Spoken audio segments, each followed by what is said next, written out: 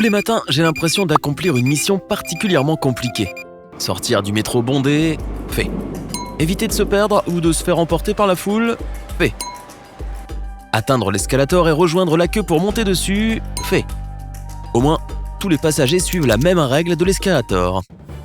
Attendre à droite, marcher à gauche. Après tout, c'est la manière la plus efficace d'utiliser un escalator, non ? Eh bien en fait, c'est tout faux. Attends, quoi ? Pourtant, cette manière de faire est super logique. Tu choisis si tu veux attendre et laisser l'escalator tout faire ou si tu veux gagner du temps et monter toi-même. Mais en vrai, on prend tous les escalators de la mauvaise manière. Une étude de 2011 de l'université de Greenwich a montré que 75% des personnes attendent sur l'escalator et seulement 25% montent à pied. Donc, la moitié de l'escalator n'est utilisée que par un quart des passagers. En plus, il y a plus d'espace sur la partie pour marcher que sur celle où les gens attendent. En 2015, le métro de Londres a commencé un essai sur 3 semaines d'une nouvelle manière d'utiliser l'escalator. Ils ont choisi la station Holborn Tube, qui est une station assez chargée où 56 millions de personnes passent chaque année. Les employés ont demandé aux passagers de ne pas marcher dans les escalators. On peut imaginer que simplement demander ça poliment aux gens n'aurait pas marché dans une telle foule pressée d'aller au travail. Donc, les employés ont utilisé des mégaphones et ont même bloqué la rangée qui voulait marcher dans l'escalator. De plus, ils ont demandé aux passagers qui voyaient à plusieurs de se mettre l'un à côté de l'autre sur l'escalator. Ils ont aussi encouragé les couples à se tenir la main pour agir comme une barrière et empêcher les autres de passer. Les organisateurs de cette expérience ont été étonnés quand ils ont découvert que leur méthode fonctionnait encore mieux que prévu. Pendant l'heure de pointe entre 8h30 et 9h30, l'escalator transportait en moyenne 12 750 personnes. Pendant la durée de l'expérience, un même escalator avait transporté 16 220 personnes. En plus, d'après les chercheurs, l'embouteillage au début de l'escalator a été réduit de 30%. Mais si tu te dis que ces tests se sont faits en douceur et dans le calme, tu te trompes. Imagine que tu es pressé parce que tu dois attraper le métro ou aller à ton travail. Et d'un coup, on te dit d'attendre sur place. Ça ne t'énerverait pas ? Eh bien, les passagers qui devaient vivre l'expérimentation l'étaient. Ils n'arrêtaient pas de pousser les autres et de crier. En fait, le problème est lié à la nature humaine. On veut toujours un résultat immédiat et on ne peut pas repousser nos propres attentes pour le bien commun. D'un côté, c'est logique que plus il y a de passagers sur un escalator et moins il y aura de bouchons au début. Donc le trajet devrait prendre moins de temps. Mais pour ceux habitués à marcher dans l'escalator, c'est contre-intuitif et ce n'est pas un bon compromis. Ce qui est intéressant, c'est que les passagers s'indignaient moins sur les escalators plus longs. Sur cela, plus de monde préfère attendre plutôt que monter soi-même.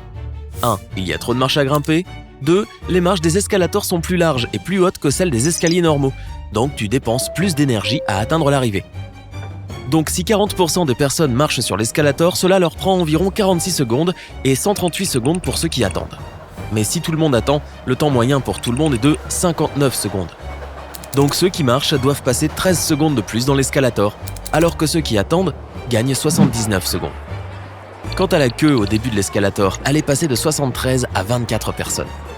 Mais il y a un autre argument selon lequel les personnes devraient se tenir l'une à côté de l'autre dans les escalators.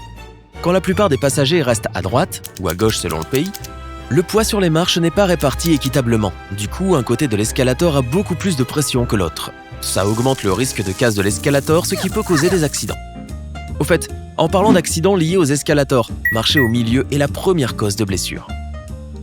Alors avec tous les avantages qu'il y a à attendre sur l'escalator, pourquoi est-ce que personne ne suit cette nouvelle règle ? En fait, la plupart des passagers, et surtout les Américains, préfèrent garder de la distance entre eux et les autres. Est-ce que tu as déjà vu certaines personnes mettre leur sac à côté d'elles pour que personne ne puisse s'asseoir ? Voilà, tu vois de quoi je parle. Forcément, quand tu es sur un escalator, la distance est réduite. Cela rend certaines personnes mal à l'aise et certaines préfèrent marcher plutôt que de courir le risque qu'un étranger n'envahisse leur espace personnel. En plus, la règle du marcher d'un côté, attendre de l'autre est bien ancrée dans l'esprit des gens. Quand les villes ont commencé à accueillir du monde, le rythme de vie s'est accéléré.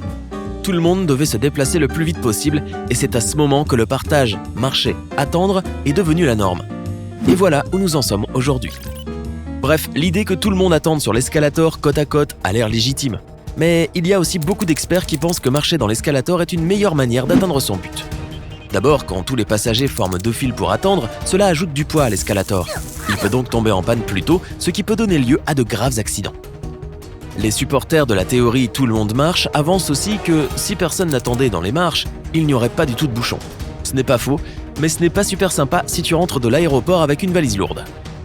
Un autre argument à cette théorie est que quand tu bouges, tu fais plus attention à ce qui t'entoure. Tu peux par exemple remarquer que quelque chose ne va pas et éviter un accident. En plus, monter les marches est aussi considéré comme une activité physique. Pas bête, hein?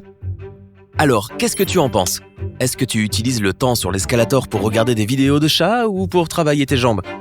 Dis-nous tout dans les commentaires. N'oublie pas d'aimer la vidéo, de la partager avec tes amis et de t'abonner pour prendre l'escalator qui mène à la chaîne Sympa.